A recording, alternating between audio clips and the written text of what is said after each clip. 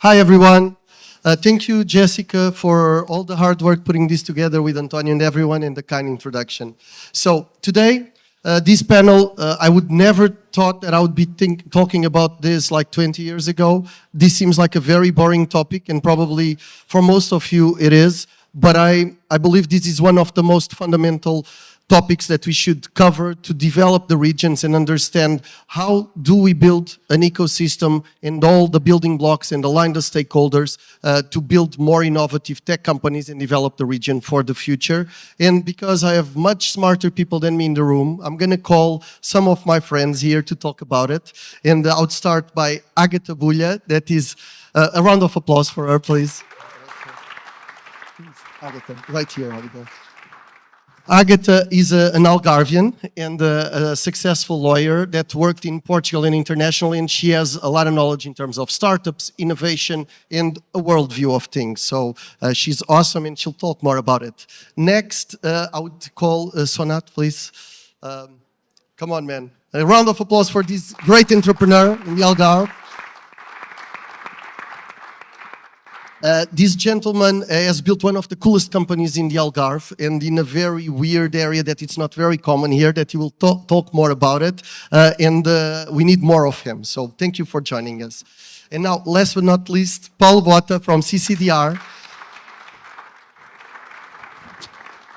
And that has been working on the government side, on the policy making with CCDR, and he's going to tell us a little bit more about it. But if we want to change something in a country or a region, we do need to get politicians, the CCDR and the public institutions, the entrepreneurs, the policy makers, lawyers, and others together. If not, it's close to impossible to change anything. So this is the most I have talked today, and now I'll pass to my fellow panelists. And I will ask and start by Agatha, if you could give a brief introduction, just 30 seconds, 1 minute, and then we'll go to the other ones, if that's okay. About yourself first. Well, hello. Thank you for having me. I just need to say that this stage is amazing. I think they deserve a round of applause for this stage. The ocean, the view is stunning. And... well, I grew up here. This is funny because my kindergarten was behind this. So it's funny now to be here as a speaker and try to give my humble contribute on this policy regulation or how to innovate or something, well, that probably could give more value to this region. Well, I'm a lawyer, but I'm more than a lawyer. I consider myself a person who likes the creativity. I enjoy a lot the creative industry. I'm supporting the arts in general. So this is whatever. Well, I'm this person. Thank you, Agatha. So, not just a quick intro about your company and why are you in the Algarve and what are you doing, sir? Thank you very much. Thank you for having me. My name is Sonat. I'm from Retrig. Retrig is a local startup. It has been around for 10 years. We have currently a team of about 30 people. We have a revenue of about 4 million a year. And we've been innovating in 3D printing technologies. And yeah, what was the second part of the question? Why are you doing this in the Algarve? Why are you an entrepreneur in the Algarve? Well, we're Algarvians, so it just made sense to start the business here. Both me and my partner are very introverted people, so we had this idea we should try to make an online business work because that way we don't need to deal with people. That was the naive from here. the naive assumption behind it. But yeah, it's completely circumstantial. We're just Algarvians, so that's why we started it here. Please, Paulo. I move on. Thank you for inviting me and being here because the view is really great from here, from the stage. So thanks for inviting CCDR because CCDR is a, I don't know if it's a regional authority for regional planning and development. So innovation policies matter. and a lot. We can talk later on, of course. My background is helping for many years, helping small and medium enterprises in innovation and internationalization matters. And now I'm dealing with the smart specialization strategy and with what deals with regional development in CCDR. Thanks. Thank you, Paul. And so what does this mean? In the end, it's how do we support as an ecosystem early stage, an entrepreneur that has an idea for a later stage company in all aspects. And I would start by passing the first question here to Agatha about what do you think in terms of the legal aspect for early stage and later stage from regulatory part of it that you think, do you think that we are more complex than other countries? Is there benefits for companies and entrepreneurs to set up a company? So from the legal perspective, give us a glimpse. I know it's a summary, we don't have a lot of time, but I'd love to get your perspective. How do you set up a company? And then if you grow up, how difficult is it and costly from the legal part of it? Okay, so first, I think besides of legal, I think the startups need two things. They need support and direction. So support is coming from your friends, family, and networking. Direction is where it comes the networking, the professionals, is where the legal is coming. In terms of regulation, it's very difficult for startups, in my point of view, to navigate on the framework policies regarding labor, taxation, social security, and also data privacy. And in certain, yes, it's true. It's a lot of, in terms of data in Europe, especially in European Union, I don't know if you are aware of this, but the fines can be very high. So startups need to be very well knowledge of how they can protect and have, to prevent, to avoid these fines. So to set up a company in Portugal actually is quite easy. It's not that difficult. What I find it difficult is to get the message.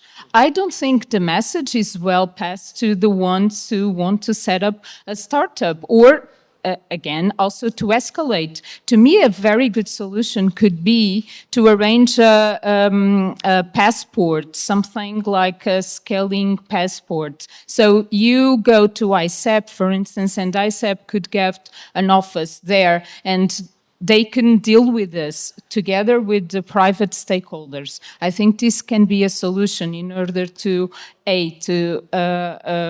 set up the startup, which I think it's already possible. But again, the message is not well passed on. And also if they want to escalate for another countries, for instance, they should have support from the government together with the private entities.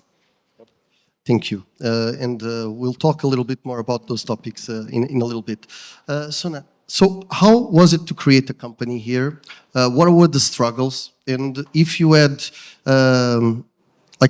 you could ask some wishes, what would they be to make it easier for other entrepreneurs to don't fall into the hurdles or the difficulties that you have faced? Hard question. Starting the company was very hard. As a startup, you really don't know what you're doing at the beginning, and you're just finding your own way and banging your head. We tried to reach out to local government, actually, because finding a space for our operations was very difficult at the start. We had to start on a garage. We didn't have space on the garage, so we had to start by having a garage sale to make space for the company. And the garage sale was actually our seed money to start the company. And at some point, we just didn't have enough space in the garage and we needed to find a place. We tried to reach local government. No one replied to us. Maybe we didn't know the right people to contact. But we kind of gave up on that idea and tried to find a small warehouse where it used to rain all the time and there was a lot of dust and leaves. But that was early stage. You had no traction, so you couldn't find a stakeholder or an entity that you could approach that could help you mentor, find an office space. How long was that ago? That was 2014, that's when it started. Yeah. Okay. I believe in 2016 we realized there was a startup accelerator in Lolé, I believe it was called CAS. CAS, yeah. And they had some space, but at the time, their slots were not large enough for us. So we tried to negotiate 2 slots, and they told us that we couldn't have 2 slots. So it ended up not making sense for us, and we ended up finding another place. But to be honest, my experience with government is it has nothing to do with the fact that government doesn't try to be helpful. I just feel like startups are like a mosquito and government is like a tree. So startups are like these very fragile, nimble, small entities that need to move super fast because they are constantly running out of time. They're running out of money, they're running out of runway, the competitor is going to launch a new product, the window of opportunity is about to close. We need to launch on the next 3 months, and then you try to talk with the tree, and the tree moves, a tree grows, but it's a completely different type of speed. So it never made sense to us. It's like every single time we received money from the government, by the time it got in our account, we were like, what was this for? Oh, right. We're not going to do that anymore. That was 6 months ago. Everything is different now. That's going to be a bit awkward now. We're going to have to tell them that everything we told them we were going to do, we're no longer going to do that. So that has been kind of our experience. And what we've concluded is that it doesn't work to ask government for help on anything really critical, because critical things need responsiveness. So we kind of try to use government help on things that are more, something that is ongoing, something that is needed for the company, but not on any type of critical projects. And I think that's a problem. But I don't have a solution, It's a hard topic to find solutions, but that's why we're here. So early stage was hard to get the seed funding, if I understand, in the space. Later, it's too slow for the innovation and the ever-evolving and the speed that startups have. I'm summarizing it. Paulo, it's not, I'm sorry, but this was the order. No, I guess you don't need to ask a question because Sonat was always looking at me. So, you know that CCDR is a managing authority of the regional program. So I see the funding in 2 perspectives. We have the funding for entrepreneurship, okay, for knowledge entrepreneurship, that it's one of our priorities. So sometimes this kind of funding scheme can take some time to analyze and but eventually there are other sources of funding, okay, the early stage funding, eventually it can be more or less difficult, I don't know, but it's also a possibility. I guess as a public authority, so we are doing our best to make it run quicker, but we have the time to do that. But on the other side, I see the support that we give to the infrastructures and to associations and that deals with directly with the companies are very, because we have some support schemes to associations like Algarve Evolution or others, and also for infrastructure, technological infrastructure like incubators, and that can directly support through our funding. So that is as intermediary action, and not directly doing with it. And there's a lot of money for that, support for that. If I may, today in 2024, I believe it probably would have more chances of getting support in space, because there is the Algarve Tech Hub, there is these interfaces that it's very hard for CCDR to fix everything on their own without also the involvement of the ecosystem and the players and the entrepreneurs and all the other associations. So hopefully it will be easier for newer entrepreneurs, but there is still a huge gap on the early stage, and angels or VCs may fix that through public funding. We're a long way, in my opinion, to fix that, at least in a quick way. I would love to ask, and then I'll come in the reverse order. So if the goal, in the end of this, I think that why are we here talking about tech and startups? What is the end goal? And for me, it is if the kids of today want to have jobs in the Algarve, in AI or future jobs, how are we preparing what we're doing here today so that in 5-10 years, a 9-year-old can have a job here in whatever Gen A I think it's going to be there? And that, I think, it's the hard question. If we want to build more companies, have a more innovative ecosystem, we need to think about how do we create more jobs of the future here and empower new entrepreneurs to build new companies that will create those jobs.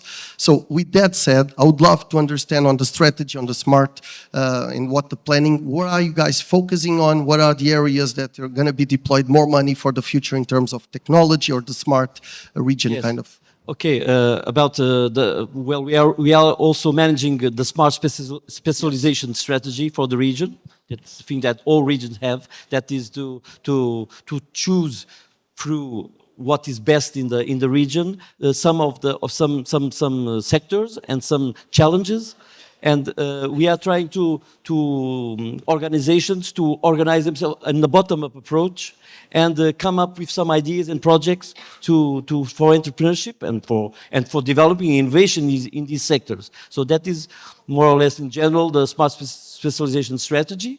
The tech sector is all around the smart specialization strategy. So we are very interested in tech sector. Tech sector invests 5 times more money in innovation than an average SME. So it's very important for us to develop the technological ecosystem. So it's a matter of joining the organizations that work with startups and with companies, join and present us some ideas and some projects for us to coordinate in this general ecosystem strategy. So is there already any defined areas that CCDR is going to deploy funds and mechanisms, or do we have a date when that's going to be defined? We have 7 priority sectors in the smart specialization. We have mature areas like tourism and the blue economy, and we have transversal areas like tech and sustainable development. So tech is everywhere. Is transversal. So if you ask me in technology, what would we support? It's also a bottom-up approach. So just come up with good ideas, with good projects. Okay, perhaps in the first view, we can say that technology linked with the mature or the best developed sectors in the region, like tourism tech or blue tech would be main, but they can come others. So we just want to analyze good ideas and good projects. So we need to come up and focus on some areas, and with the associations, private entrepreneurials, try to define 1 or 2 or 3 areas, because we cannot compete with all areas with Silicon Valley or the world. So, for example, tourism and AI, and I know there is already clusters and a lot of activities in that area, but if we focus there and we build new companies, there will be more jobs and more innovation in the region, and hopefully more entrepreneurs and more startups in that space.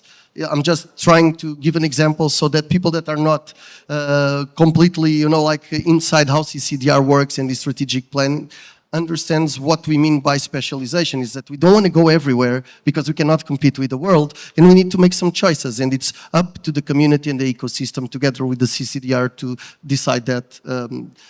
Yeah, cool.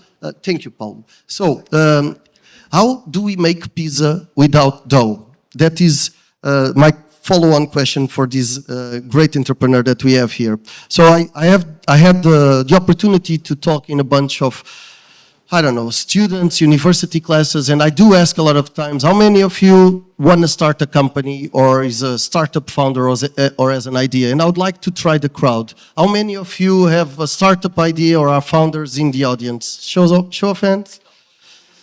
So this is the best audience I've seen, because normally I have 100 students and no one raises their hands. I would say if we have an issue in Portugal, that is the fundamental issue. If we do not change the mindset of people so that they want to become more entrepreneurial, and not all of them are going to be entrepreneurs, we will never have better companies with all of the goodwill of CCDR, lawyers, AlgarveSTP, or whatever it is. So what I would like to ask is, what is your level of ambition? And where do you want to take the company in the future? And what is your take on the level of ambition locally? And do you think what I said, have you came across it? Do you find other entrepreneurs? I'd love to get your perspective from an entrepreneur, where you want to go personally, and what's your thought about the entrepreneurial ecosystem here that you have? I know an introvert, but you've been meeting a lot of people. I think it's actually a good question because it brings light to the way we actually think about vision. Because there's this trope about, you know, you need to have a plan and you need to have a vision, you know, thinking forward into the future at a big distance in the future, but it hasn't been our experience or our way of operating. We don't work with a map, we work with a compass. We sniff things out and we go after them. We don't really have a 10-year plan for our company. We just go on a whim, something smells right, and we go after it, and if it doesn't work, we move on from it to something else very fast. And that has been our way of operating since forever, and we don't really know another way. I think our company is completely shapeless and agnostic in what it does. Currently, I'm telling you the company is a 3D printer company. It actually started out as a videography company. It has been a CNC machine company in the meantime, and I don't know what's going to be doing in 5 years, because the market will tell me what it's going to be doing in 5 years. In that sense, this is another problem with the language of government, because government expects us to plan, organize, tell them exactly what we're going to do, and it's just not the reality or the world we live in. The second part of the question was about entrepreneurs locally? Yeah, like, do you come across a lot of other entrepreneurs? Do you think there is an issue with the lack of entrepreneurship drive and ambition here? What is your take in the Algarve or Portugal? I don't know how much you've been. Well, I'll have to say again that I'm very introverted and my network is actually very small. So I don't really have experience with other entrepreneurs, but I have the experience here in the region that the greatest talent moves out of here. And that's always going to be like a virtuous cycle. If there's investment in the region that attracts talent, talent attracts investment, and it's a flywheel that keeps feeding on itself. So it's definitely the case that we need to kickstart this process, kickstart this flywheel, and get some critical mass for things to start moving. Until that happens, you're going to have an exodus, because all the greatest minds that are developed here will probably be looking somewhere else to develop their businesses. One second question and answer. How many companies like Rhetoric that you know and entrepreneurs here bootstrapped and created something similar to what you know in the time frame that you did? I don't know any, but that doesn't mean there are any. There are not many, but Okay. yeah, that's the. Thank you for your answer. Hello. So Europe legislates or regulates, and the US innovates, and especially with the AI law now and all this.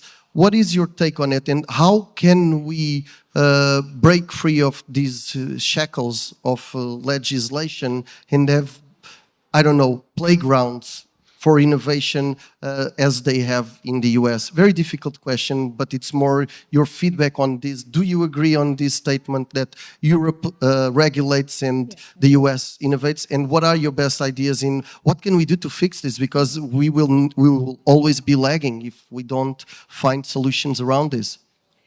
It is a very difficult question. I must say that it is what creative industry and also the tech industry is saying about Europe. Please do not regulate so much, because then we will move to United States, or we move to China or whatever. With all due respect, I strongly believe in regulation, and I strongly believe in Europe.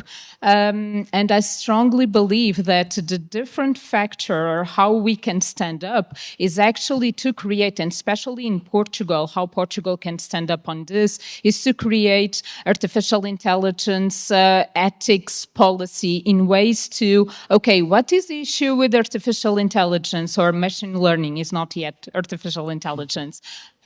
Can anyone tell what is the main issue? Is lack of transparency. So if this is the issue, let's take off this and let's arrange a solution. So Portugal can be the one who said, okay, I can help on this. I can create a regulation to do more transparent, to create companies, high-tech companies, to guarantee transparency in blockchain and also artificial intelligence / machine learning, whatever. You know, that stamp of quality quality, that stamp of, okay, this is artificial intelligence based on ethics. So this could be a way. And I think Portugal actually could be a very good country, can stand up and develop this, because we have resources.